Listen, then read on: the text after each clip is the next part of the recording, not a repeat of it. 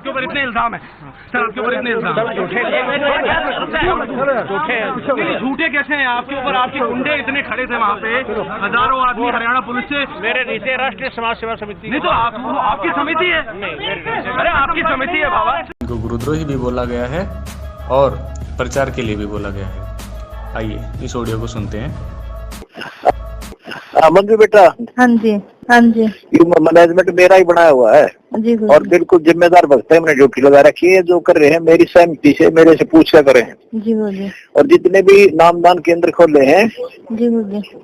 वो मेरी आज्ञा से खोले जाते हैं, ठीक है जी बोलिए। उन्होंने कहा मैं आपको बंद करूंगा और आपके इक्यावन भक्तों को ही बंद कर दूंगा। हाँ, हमने तो बंद होना ही है, हम तो बंद होंगे ही बल्ला जी, हमने तो जेलों में ही रहना है। परंतु आप अपना हिसाब लगा लो, आपके हाथ में कलम है।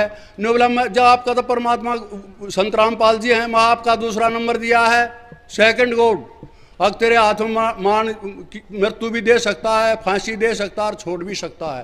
परंतु उन्होंने हमें 5 नवंबर को 5 नवंबर दी हमें तारीख फिर पेशी के लिए, और उन्होंने क्या आपकी कमेटी के लिस्ट दीजिए मेरे को। कमेटी की लिस्ट मैंने उन्हों को दे दी है।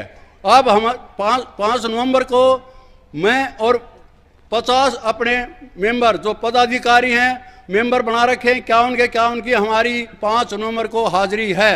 और उन्होंने हमारे गुरु महाराज जी की पहले तो एप्लीकेशन भगा दी, अब छुट्टी की मंजूरी हाजिरी माफ़ी नहीं करते, फिर वापस बुला करके परमात्मा ने उसकी कलम से लिखवा दिया।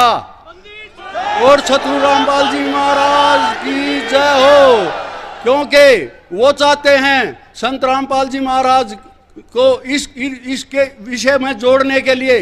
परंतु मैंने उनको बताया इससे कोई लेना देना नहीं है इस कमेटी से।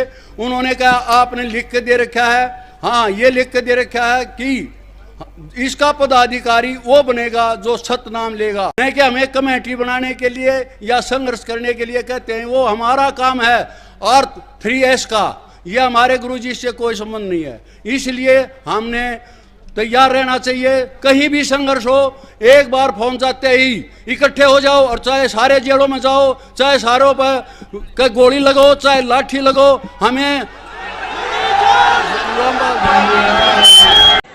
आखिर हाथ में हथियार उठाकर बाबा के समर्थक बीमार बाबा की तबीयत कैसे ठीक कर सकते हैं? पहले इनके पास हथियार था, अब डंडा क्यों? देखिए, ये संत रामपाल जी महाराज जी के यही नहीं है सब, ये राष्ट्रीय समाज सेवा समिति के कमांडो हैं। और राष्ट्रीय समाज सेवा समिति के कमांडो यहाँ पर सारे सुरक्षा व्यवस्था देखते हैं। और ये पहले इनके हाथ में, आपने कहा कि पहले इनके हाथ में हथियार थे, अब इनके हाथ में लाठियां हैं। इन सभी के हाथों में पहले भी हथियार नहीं थे, इनके हाथ में पहले भी लाठियां थी। और ये यहाँ पर जो भी कोई अभद्र व्यवहार ना हो, किसी प्रकार का कोई अफरा तफरी का माहौल ना हो, इस तरह से इन्होंने लाठी डंडे यहाँ। बंदी छोड़ कबीर साहेब की जय, बंदी छोड़ सतगुरु रामपाल जी महाराज जी की जय हो। सत साहेब, सभी भाई और बहनों को मेरी तरफ से सत साहेब। मेरा नाम मंजू है, मैं गुरु जी की छोटी बेटी बोल रही हूँ। वैसे तो हम सभी परमात्मा के बच्चे हैं, लेकिन संसारिक दृष्टि से मैं गुरु जी की बेटी बोल रही हूँ। आज 4 अगस्त 2014 को मैं आप सबको 2016 को मैं आप सबको ये बताना चाहती हूँ कि हम गुरुजी से सप्ताह में 2 बार मिलने के लिए जाते हैं। गुरुजी ने पवन जयपुर और संजय दिल्ली को गुरुद्रोही बता दिया है, बहुत पहले ही बता दिया था। जो ये ऑडियो डाल रखी है पवन जयपुर और संजय दिल्ली ने, ये बहुत पुरानी है।